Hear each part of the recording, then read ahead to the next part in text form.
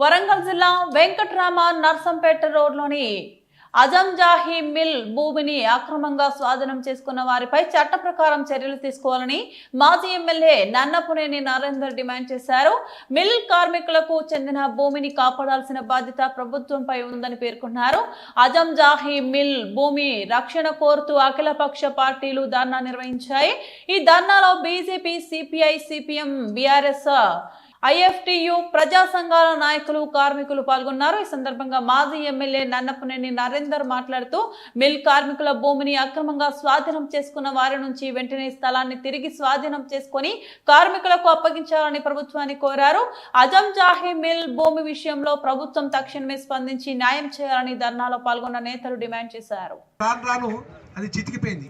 కార్మికులకు ఇప్పుడు అక్క చెప్పినట్టుగా కార్మికులు వారు నాయకుల వెంట ఉండి వాళ్ళతో పని చేయించుకోవాల్సిన బాధ్యత కార్మికుల పైన. చాలా మంది ఏం పోతాం అబ్బా పోలేం పరిస్థితులు అని అందరు ముసలోళ్ళు అయిపోయారు. వాళ్ళ కొడుకులు పిల్లలు కూడా ముసలోళ్ళు అయ్యారు. అయినా కానీ ఆ రోజు జయప్రకాశ్ నారాయణ గారు తీసుకున్నటువంటి ఆ యొక్క ఉద్యమంలో కూడా నా ముందున్నటువంటి సోదరి బంధువులందరికీ నా యొక్క నమస్కారాలు. అదేవిధంగా 318 మంది ఎవరైతే కార్మికులు ఉన్నారో వారికి నష్టమైనటువంటి ప్లాట్లను ఏ విధంగా ఇప్పించాలి ఇప్పుడున్న ప్రభుత్వంతో అని కూడా ఈరోజు నిర్ణయం జరిగింది. దానిలో భాగంగానే రాజకీయాలు చేయకుండా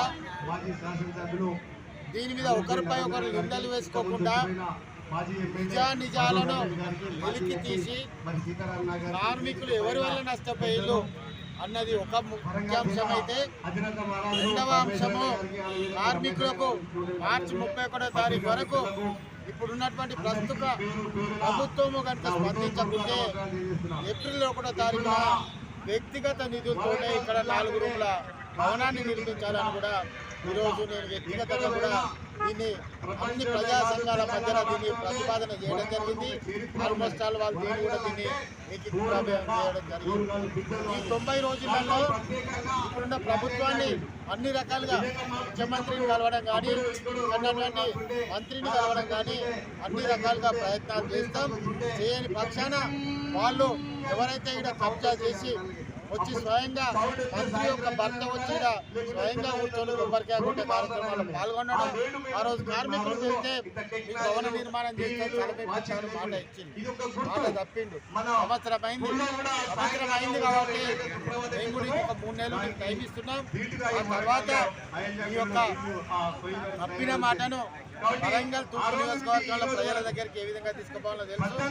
ఆ రోజు కార్మికులకు ఆశ చూపించి అందరి మీద నిందలేసి ఓట్లు దండుకొని ఈరోజు